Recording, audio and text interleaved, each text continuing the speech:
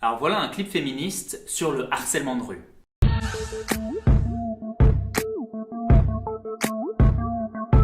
Le clip est simple, c'est Marion Sieclin qui met en avant sa plastique de façon assumée, ses seins, ses fesses.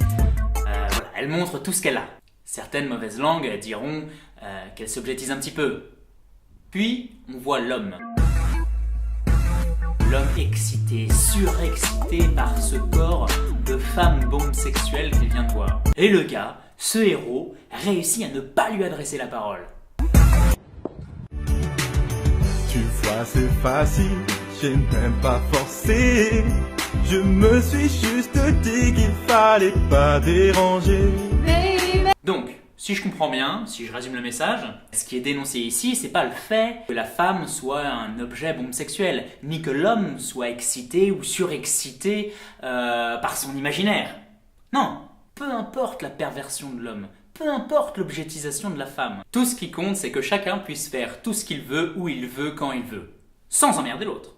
Moi, à leur place, la question que je me serais posée, c'est pourquoi les hommes se comportent comme des porcs? Pourquoi est-ce qu'ils objectisent en permanence la femme? Peut-être que, à force de regarder des films pornographiques quotidiennement, peut-être qu'à force de voir dans tous les magasins, à côté de chaque objet vendu, une image de femme quasiment nue ou aguicheuse, peut-être que ça objectise un petit peu la femme.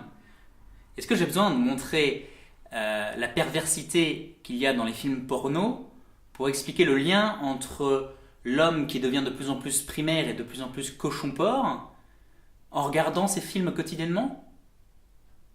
Où ça va aller? Je pense que ça devrait aller. Alors évidemment, tout le monde ne va pas devenir un gros porc du jour au lendemain.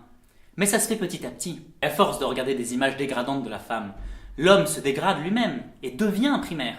Aujourd'hui, le porno éduque les enfants. Il éduque les enfants et les jeunes hommes et les hommes. Et on pousse les hommes à faire jouir leur partenaire tout en étant performants. Mais c'est pas ça l'acte sexuel. C'est pas ça l'amour. C'est pas la jouissance. C'est pas la performance. Ce n'est pas la façon de s'y prendre, la position prise ou la diversité des jeux sexuels. Ce n'est pas tout ce qui est montré dans les films pornographiques. À l'inverse, la recherche de la jouissance et de la performance détruit l'amour. Jouir sans entrave, c'est entraver l'amour et c'est détruire toute chance d'être heureux. Et pour avoir ce bonheur sexuel, il faut créer une relation basée sur la fidélité, sur l'engagement. Il faut se donner à l'autre.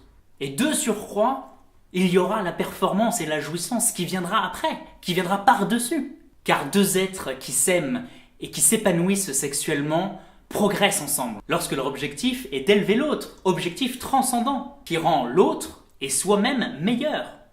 Bref, les gars, en conclusion, je dirais que le hashtag balance ton corps, c'est très bien parce que ça dénonce un certain nombre de gros porcs, mais ça ne se pose pas assez la bonne question. Et ça participe malheureusement à la continuité de l'objectisation de la femme et de l'homme cochon, et de la séparation des deux.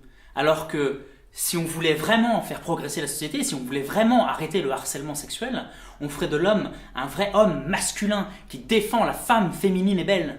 Bref, je ne sais pas ce que vous en pensez, mais vous pouvez liker si ça vous a plu, partager et mettre un petit commentaire si vous avez des questions, si vous avez... j'essaierai de répondre au mieux. Ciao!